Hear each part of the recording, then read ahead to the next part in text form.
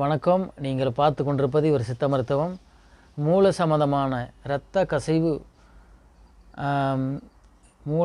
மூலத்திலே பலவிதமான 21 மூலங்கள் இருக்குது.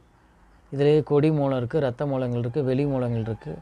இதில் இரத்தத்தில் இரத்தம் கசிஞ்சு கொண்டே இருக்கும். இப்படி உள்ளவங்களுக்கு ஒரு மருத்துவ குறிப்பாக தான் நம்ம பார்க்குறோம்.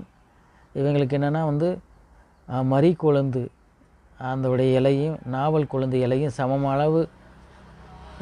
சமமாக அளவு சேர்த்து, எந்த அளவுனா சமம்னா கொஞ்சம் கொஞ்சமாக சேர்த்துக்கலாம். அதுலேயும் ஒரு 5 கிராம் இவ்வளோ தான் சேர்க்க போகிறோம்லாம். 2 கிராம் கூட சேர்த்துக்கலாம். ஃபஸ்ட்டு சாப்பிட போகிறதுங்கிறதுனால எந்த பொருள் எடுத்துட்டாலும் முதலாவது சாப்பிடும்போது கொஞ்ச நாள் எடுத்துக்கங்க. அப்புறம் போக கூட்டுறது குறைக்கிறது உங்கள்கிட்ட தான் இருக்குது.